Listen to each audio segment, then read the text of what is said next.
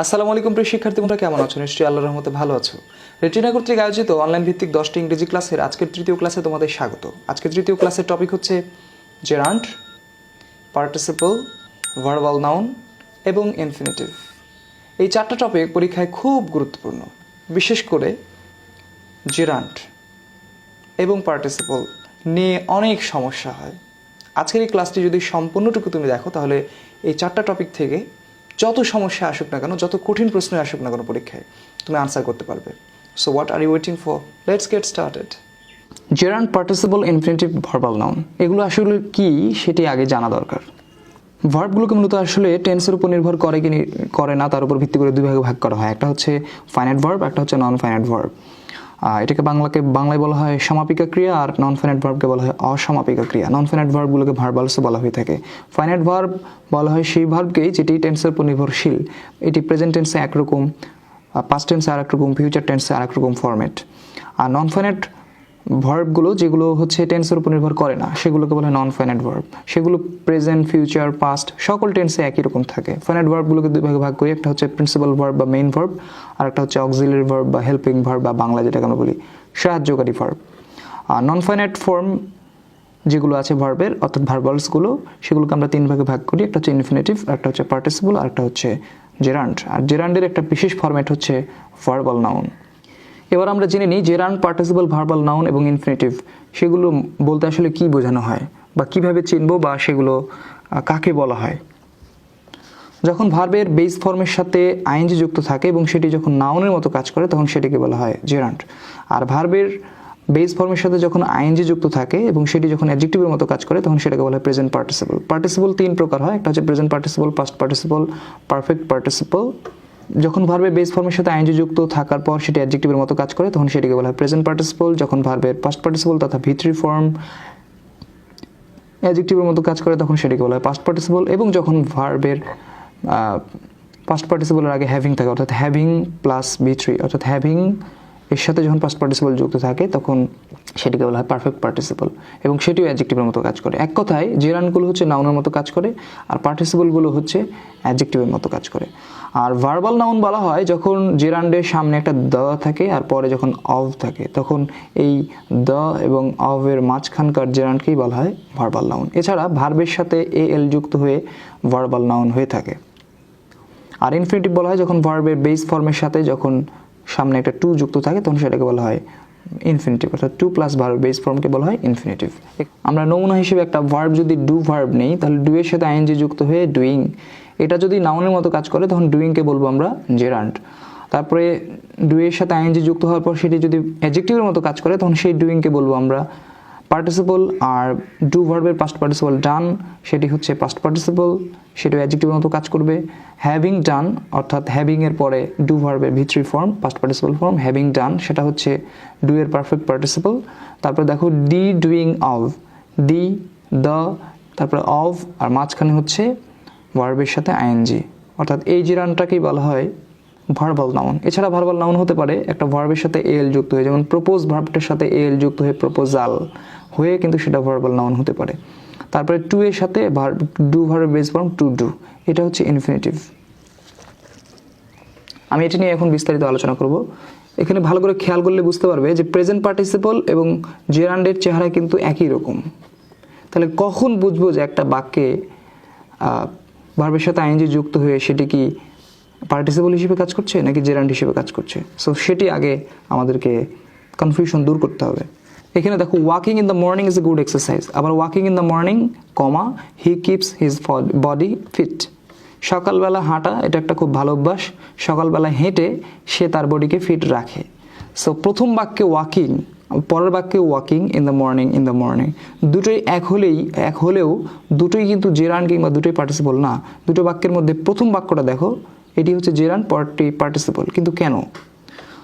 Gerund মানেই হচ্ছে নাউনের মতো কাজ করবে। ওয়াকিং ইন দ্য মর্নিং এটা একটা অভ্যাসের নাম বোঝায়, নাম মানেই নাউন, আর নাউনের মতো কাজ করে ভার্বের সাথে আইএনজি অবস্থায়, তাহলে তো সেটি অবশ্যই জেরান্ড হবে। এই কারণে এই প্রথম বাক্যে এটা হচ্ছে জেরান্ড। আর পরের বাক্যটা দেখো ওয়াকিং ইন দ্য মর্নিং, সকালবেলায় হেঁটে সে তার বডিকে ফিট রাখে। এখানে একটা অবস্থা বোঝাচ্ছে। যে সে হাঁটাহাঁটি করা একটা অবস্থার মধ্য দিয়ে যে সে হচ্ছে তার বডিকে ফিট রাখে। সো যেহেতু একটা অবস্থা বোঝায়, দোষ গুণ অবস্থা সংখ্যা পরিমাণ বোঝার তো অ্যাডজেক্টিভ হয়। সো অবস্থা বোঝানোর কারণে সেটি হচ্ছে একটা অ্যাডজেক্টিভের মতো কাজ করছে। আর ভার্বের সাথে আইএনজি যুক্ত হওয়ার পর সেটা যদি অ্যাডজেক্টিভের মতো কাজ করে তাহলে তো সেটাকে পার্টিসিপল বলতে হবে। এই কারণে পরের বাক্যটাতে হচ্ছে ওয়াকিং হচ্ছে পার্টিসিপল। পরের বাক্য দেখো, আই লাইক ওয়াচিং টেলিভিশন। আমি টেলিভিশন দেখা পছন্দ করি। I saw him watching television. আমি তাকে টেলিভিশন দেখা অবস্থায় দেখলাম। সো প্রথমটাতে হচ্ছে ওয়াচিং টেলিভিশন, পরেরটাতেও ওয়াচিং টেলিভিশন। তবে প্রথম বাক্যে ওয়াচিং, ভালো করে খেয়াল করো, আমি একটা কি পছন্দ করি? টেলিভিশন দেখা পছন্দ করি। টেলিভিশন দেখার কাজটার নাম হচ্ছে ওয়াচিং টেলিভিশন। সো এটা কিন্তু একটা নাম বোঝায়, এখানে কোনো অবস্থা বোঝায় না। এটা নাম বোঝানোর কারণে, একটা পছন্দের জিনিসের নাম বা একটা অভ্যাসের নামের নাম বোঝানোর কারণে সেটা হচ্ছে মূলত নাউনের মতো কাজ করছে। সো সেটা হচ্ছে জেরান্ট। আর পরটা দেখো, I saw him watching television. আমি তাকে টেলিভিশন দেখা অবস্থায় দেখলাম। কি অবস্থায় দেখলাম? টেলিভিশন দেখা অবস্থা। দোষ গুণ সংখ্যা অবস্থা বোঝালে তো অ্যাডজেক্টিভ হয়। সো এটা যেহেতু একটা তার অবস্থা বোঝাচ্ছে তাহলে এটা অবশ্যই অ্যাডজেক্টিভের মতো কাজ করছে। আর ভার্বের সাথে আইএনজি যুক্ত হওয়ার পর অ্যাডজেক্টিভের মতো কাজ করা মানেই সেটা হচ্ছে পার্টিসিপল, অর্থাৎ প্রেজেন্ট পার্টিসিপল। পরটা দেখো, I found a sleeping dog. আমি একটি ঘুমন্ত কুকুরকে খুঁজে পেলাম। কেমন কুকুর? স্লিপিং কুকুর, ঘুমন্ত কুকুর, স্লিপিং ডগ। সো এই যে ডগ একটা নাউন, আর নাউনকে বর্ণনা করছে এটা, তাহলে এটা তো অবশ্যই অ্যাডজেক্টিভ। আর অ্যাডজেক্টিভের মতো কাজ করছে ভার্বের সাথে আইএনজি হওয়ার পর, সেটি তো অবশ্যই তাহলে পার্টিসিপল, অর্থাৎ প্রেজেন্ট পার্টিসিপল। পরটা দেখো, I enjoyed a dog sleeping. আমি একটি কুকুরের ঘুমানো এনজয় করছি। সো কুকুরের ঘুমানোর অভ্যাসটা বা ঘুমানোর কাজটার নাম হচ্ছে স্লিপিং। এটা কিন্তু কোনো অবস্থা বোঝায় না। সো এটা অবশ্যই নাউনের মতো কাজ করছে, আর সে কারণে এটাকে আমরা বলবো জেরান্ড। এবার চলে আসি জেরান্ডের পরীক্ষায় আসে কিছু এক্সাম্পল। প্রথমে দেখো 38তম বিসিএসে একটা প্রশ্ন এসেছিল, reading is an excellent habit. Reading, পড়াশোনা করার অভ্যাসটার নাম হচ্ছে রিডিং। সো এটা কিন্তু একটা অভ্যাসের নাম বোঝায় বা একটা পছন্দের জিনিসের নাম বোঝায়। সো নাম বোঝায়, এটা কোনো অবস্থা বোঝায় না। নাম বোঝানোর কারণে সেটি কিন্তু নাউনের মতো কাজ করছে। সো এটিকে আমরা অবশ্যই জেরান্ড বলবো। পরটা দেখো, walking in the morning is a good exercise. এটি তো একটু আগেই বললাম, এটা নাউনের মতো কাজ করছে। সো এটা একটা অভ্যাসের নাম। সো নাম যেহেতু, অতএব নাউন মানেই জেরান্ড। আর সেটি কিন্তু এমবিবিএস ভর্তি পরীক্ষায় 16 সালে এসেছিল। পরে দেখো, স্টপ রাইটিং। তোমার একটা কাজের নাম বলা হচ্ছে, এই কাজটি স্টপ করো। কাজটির নাম কি? রাইটিং। রাইট এর কাজটা, লেখালেখির কাজের নাম হচ্ছে রাইটিং। সো এটা কিন্তু একটা অবস্থা বোঝায় না, এটা একটা কাজের নাম। এই কাজটা তুমি অফ করে দাও। সো এটাও কিন্তু নাম বোঝানোর কারণে সেটিও কিন্তু gerund. We enjoyed swimming in the river. আমরা নদীতে সাঁতার কাটা এনজয় করলাম। এখানে নদীতে সাঁতার কাটা একটা অবস্থা বোঝানো হয়নি, এটা কিন্তু একটা অভ্যাসের নাম বা একটা পছন্দের জিনিসের নাম বোঝানো হয়েছে। নাম মানেই এটা নাউন, নাউন মানে এখানে জেরান্ড। বাই, এটা হবে by working hard you can prosper. কঠোর পরিশ্রমের মাধ্যমে তুমি সফল হতে পারো। একটা কাজ দিয়ে দেওয়া হচ্ছে, এটা কিন্তু একটা অবস্থার নাম না, এটা একটা কাজ। কি কাজ? কাজ করার নাম হচ্ছে ওয়ার্কিং। এই কাজটা যদি তুমি কঠোরভাবে করো তাহলে তুমি সফল হতে পারবে। সো এটা যেহেতু অবস্থা বোঝায় না, একটা কাজের নাম বোঝায়, সো এটা অবশ্যই নাউনের মতো কাজ করছে, এই কারণে সেটা জেরান্ড। উইদাউট ওয়ার্কিং হার্ড, যদি বাইয়ের পরে ওয়ার্কিং হার্ড, এই কাজটির মাধ্যমে তুমি সফল হতে পারো, এই কাজটি ছাড়া তুমি সফল হতে পারো না, তাহলে এই ওয়ার্কিং এটাও কিন্তু একটা gerund. He is fond of playing cricket. Say cricket খেলা খুব পছন্দ করে। একটা তার পছন্দের খেলার বা পছন্দের জিনিসটার নাম হচ্ছে প্লেয়িং ক্রিকেট, অর্থাৎ ক্রিকেট খেলা। সো সেটাও কিন্তু একটা নাম বোঝায়, এটা অবস্থা বোঝায় না, সে কারণে সেটাও কিন্তু gerund. There is no credit in earning money illegally. অবৈধ পন্থায় অর্থ উপার্জনের মধ্যে কোনো সুনাম নেই। তাহলে এখানে একটা কাজ বোঝানো হয়েছে, কাজটির নাম হচ্ছে আর্নিং মানি। টাকা উপার্জন করার কাজ হচ্ছে আর্নিং মানি। সো এটাও কিন্তু নাউন এর মতো কাজ করছে, অতএব সেটাও কিন্তু gerund. I prefer reading to writing. দুটো কাজ এর নাম বলা হয়েছে, একটা হচ্ছে রিডিং আর একটা হচ্ছে রাইটিং। এই কাজটা আমি বেশি পছন্দ করি। I prefer reading to writing. আমি লেখার চেয়ে পড়া বেশি পছন্দ করি। সো এটা একটা কাজের নাম, এটাও একটা কাজের নাম। সো দুটোই এখানে gerund. The customer grew tired of waiting. সে অপেক্ষা করতে করতে হচ্ছে ক্লান্ত হয়ে গেল। এখানে কিন্তু একটা কাজের নাম বলা হয়েছে, ওয়েট করার বিষয়টার নাম হচ্ছে ওয়েটিং। এটা কিন্তু অবস্থার নাম বোঝানো হয়নি, এটা একটা নাম, অপেক্ষা করার নাম ওয়েটিং। সো নাম বোঝাচ্ছে বলে এটা কিন্তু নাউনের মতো কাজ করছে, সো সেটাও কিন্তু জেরান্ড। Seeing is believing. যা দেখা যায় তাই বিশ্বাস করা যায়। সিইং এবং বিলিভিং দুটোই কিন্তু একটা, দেখার কাজটার নাম হচ্ছে সিইং আর বিশ্বাস করার বিষয়টার নাম হচ্ছে বিলিভিং। সো দুটোই কিন্তু নাম বোঝাচ্ছে, সো দুটোই কিন্তু জেরান্ড। এখানে কোনো অবস্থা না বোঝানোর কারণে সে কিন্তু কোনো পার্টিসিপল না। পরেরটা দেখো, প্রেজেন্ট পার্টিসিপল নিশ্চয়ই মনে আছে, ভার্বের সাথে আইএনজি যুক্ত হওয়ার পর সেটি যদি অ্যাডজেক্টিভের মতো কাজ করে তখন সেটিকে বলা হয় present participle. Hearing the noise the boy woke up, noise শুনে ছেলেটা জেগে গেল। কি অবস্থায় ছিল? নয়েজ শোনা অবস্থায় ছিল। সো এটা যেহেতু একটা ছেলের অবস্থা বর্ণনা করে, অবস্থা হচ্ছে অ্যাডজেক্টিভ, সো এটা অবশ্যই প্রেজেন্ট পার্টিসিপল। আর rolling stone gathers no moss, ঘূর্ণায়মান পাথরে মস জমে না, এটা হচ্ছে তোমার রোলিং স্টোন। কেমন স্টোন? Rolling stone. নাউনকে বর্ণনা করছে এটা, তাহলে সেটা অবশ্যই অ্যাডজেক্টিভ। আর ভার্বের সাথে আইএনজি হয়ে যদি কোনো অ্যাডজেক্টিভের মতো কাজ করে তাহলে তো সেটাকে প্রেজেন্ট পার্টিসিপল বলে। সো এটা কিন্তু প্রেজেন্ট পার্টিসিপল। পরটা দেখো, এডুকেশন ইজ এনলাইটেনিং, শিক্ষা হচ্ছে জ্ঞানময়। শিক্ষা কেমন? জ্ঞানময়। সো এই যে নাউনটাকে বর্ণনা করছে এটা, তাহলে এটা অবশ্যই অ্যাডজেক্টিভ। আর অ্যাডজেক্টিভ এর মতো কাজ করে ভার্বের সাথে আইএনজি হয়ে, তাহলে তো সেটা অবশ্যই প্রেজেন্ট পার্টিসিপল। সো এটা হচ্ছে present participle. It was a very embarrassing situation, এটা কেমন সিচুয়েশন? Embarrassing situation. সো দেখে বোঝা যাচ্ছে এটা নাউনকে বর্ণনা করছে এটা। সো এটা অ্যাডজেক্টিভ, আর অ্যাডজেক্টিভ যখন ভার্বের সাথে আইএনজি যুক্ত হওয়ার পর হয় তখন সেটাকে তো আমরা প্রেজেন্ট পার্টিসিপলই বলি। The film is really boring, ফিল্মটা কেমন? বোরিং। সো এই যে ফিল্ম একটা নাউন, নাউনকে বর্ণনা করছে এটা। তো ফিল্ম সম্পর্কে বলা হচ্ছে ফিল্মটা হচ্ছে বোরিং। কি বোরিং? ফিল্মটা বোরিং। যেহেতু এটা নাউনকে বর্ণনা করছে, সো এটা অবশ্যই অ্যাডজেক্টিভের মতো কাজ করছে বলতে পারি, আর সে কারণে সেটাকে প্রেজেন্ট পার্টিসিপল বলতে হবে। ওটা দেখো, the old man sitting there is happy, ওখানে বসা বৃদ্ধ লোকটি হচ্ছে সুখী। বৃদ্ধ লোকটির অবস্থা বর্ণনা করা হচ্ছে। কোন বৃদ্ধ লোক? যেই লোকটা ওখানে বসে আছে, সেই যে ওল্ড ম্যান সম্পর্কে কিন্তু বলা হচ্ছে। সো নাউনকে বর্ণনা করছে এটা, সো এটা অবশ্যই অ্যাডজেক্টিভের মতো কাজ করছে। সো এটা present participle. Suddenly finding himself alone he became frightened, হঠাৎ সে নিজেকে একা পেয়ে সে ভয় পেয়ে গেল। সে কিন্তু হঠাৎ কিন্তু একাকিত্বের মধ্যে একটা অবস্থার মধ্যে ছিল, সেই অবস্থাটা দেখে সে কিন্তু ভয় পেয়ে গেল। সো এটা যেহেতু অবস্থা বোঝায়, সো সেটাও কিন্তু অ্যাডজেক্টিভ এর মতো কাজ করছে বলতে পারি। সো সেটাও কিন্তু present participle. I C a sleeping child, আমি একটি ঘুমন্ত বাচ্চাকে দেখলাম। কেমন বাচ্চা? ঘুমন্ত বাচ্চা। সো এটা নাউনকে বর্ণনা করছে এটা, সো এটা অবশ্যই অ্যাডজেক্টিভের মতো কাজ করছে, অর্থাৎ প্রেজেন্ট পার্টিসিপল। আর drowning man catches at a straw, ডুবন্ত মানুষ খড়কুটোর সাহায্যে হলেও বাঁচতে চায়। এটা একটা প্রবাদ, এটার ভালো বাংলা হচ্ছে যতক্ষণ শ্বাস ততক্ষণ আশ। কেমন ম্যান? Drowning man. এই যে নাউনকে বর্ণনা করছে এটা, তাহলে এটা অবশ্যই অ্যাডজেক্টিভের মতো কাজ করছে। সো সেটা হচ্ছে present participle. Are barking dog seldom bites, একইভাবে কেমন ডগ? Barking dog. এই নাউনটাকে বর্ণনা করছে এটা, সো এটা অ্যাডজেক্টিভের মতো কাজ করছে। সো এটা present participle. She went away dancing, সে নাচতে নাচতে চলে গেল। কি অবস্থায় চলে গেল? নাচতে নাচতে। সো সেটা একটা অবস্থা বোঝানোর কারণে সেটাও কিন্তু present participle. I saw a man walking on rope, আমি একটা মানুষকে দড়ির উপর দিয়ে হেঁটে যেতে দেখলাম। কি অবস্থায় দেখলাম? হেঁটে যাওয়া অবস্থা, অর্থাৎ হাঁটন্ত অবস্থা। সো এটা একটা মানুষের অবস্থাটা সম্পর্কে বর্ণনা করছে, এই নাউন সম্পর্কে এটা তথ্য দিচ্ছে, বর্ণনা করছে অবস্থাটা, তাহলে সেটাও কিন্তু অ্যাডজেক্টিভের মতো কাজ করছে। সো সেটাও present participle. He watched the boat floating down the river, সে নৌকাটিকে নদীর উপরে ভাসতে দেখলো। সো কী অবস্থায় দেখলো? ভাসন্ত অবস্থায় দেখলো। সো এটা যেহেতু একটা অবস্থা বোঝায়, সো এটাও কিন্তু প্রেজেন্ট পার্টিসিপল। পরটা দেখো, পাস্ট পার্টিসিপল। নিশ্চয়ই মনে আছে ভার্বের past participle. Retired officer lives next, পাশে একটা রিটায়ার্ড অফিসার বাস করে। কেমন অফিসার? Retired officer. সে কিন্তু এখন রিটায়ার অবস্থা নয়, রিটায়ার অলরেডি করে ফেলেছে, সে কারণে সে কিন্তু পাস্ট পার্টিসিপল। সো কেমন অফিসার? Retired officer. সো এটা অ্যাডজেক্টিভের মতো কাজ করছে এবং ভার্বের পাস্ট পার্টিসিপল, তাহলে এটা তো অবশ্যই past participle. Betrayed by his friends he started living alone, বন্ধুদের দ্বারা প্রতারিত হয়ে বা বিশ্বাসঘাতকতার শিকার হয়ে সে একা বসবাস করা শুরু করলো। সে কিন্তু একটা অবস্থা অলরেডি অতিক্রম করে ফেলেছে, তাহলে যেহেতু অবস্থা, সো অ্যাডজেক্টিভ, আর যেহেতু অলরেডি অতিক্রম করে ফেলেছে সে এটা পাস্ট হয়ে গেছে, তাহলে এটা হচ্ছে পাস্ট পার্টিসিপল। তারপর হচ্ছে he is quite satisfied with my progress, সে আমার প্রোগ্রেসে সম্পূর্ণ সন্তুষ্ট। আমার প্রোগ্রেসে সে কী হয়েছে? তার অবস্থাটা কি? সন্তুষ্ট হয়েছে। সো এটা অবশ্যই past participle. She seemed embarrassed and ill at ease and bent her head, তাকে দেখে কি মনে হচ্ছিল? এম্বারেসড মনে হচ্ছিল। সে তার অবস্থাটা ছিল তখন হচ্ছে একটা এম্বারেসড অবস্থা।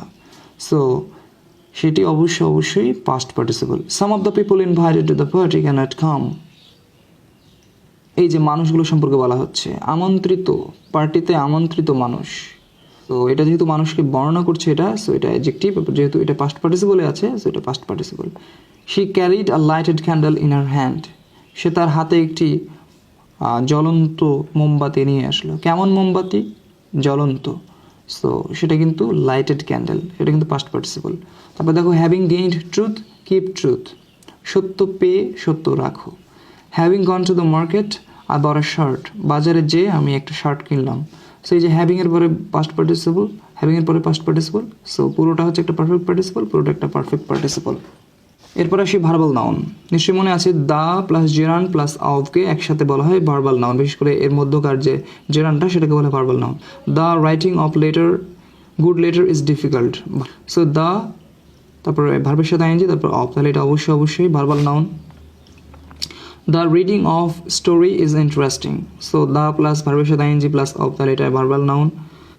যেহেতু এখানে দেখো দি তারপরে অফ আছে, দ্য অফ এর মাঝখানে ভার্বের সাথে আইনজি, তাহলে এটা অবশ্যই ভার্বাল নাউন। ভার্বাল নাউন আরেকভাবে হতে পারে, সেটা হচ্ছে ভার্বের সাথে এ এল যুক্ত হয়েও ভার্বাল নাউন হতে পারে। যেমন ডিনাই এর সাথে এ এল, ডিনাই একটা ভার্ব অস্বীকার করা, আর তার সাথে এ এল যুক্ত হয়ে ডেনিয়াল, অস্বীকার করা, অস্বীকার।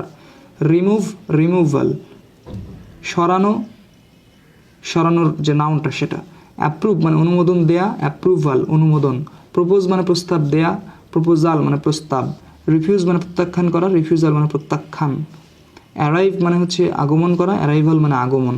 সো এই যে ভার্বের সাথে এ এল যুক্ত হয়ে কয়েকটা শব্দ দেখলাম এখানে, denial, removal, approval, proposal, refusal, arrival, এগুলোকেও কিন্তু আমরা ভার্বাল নাউন বলে থাকি, কারণ এরাও কিন্তু ভার্ব থেকে উদ্ভূত হয়েছে এই নাউনগুলো এ এল যুক্ত হওয়ার পর।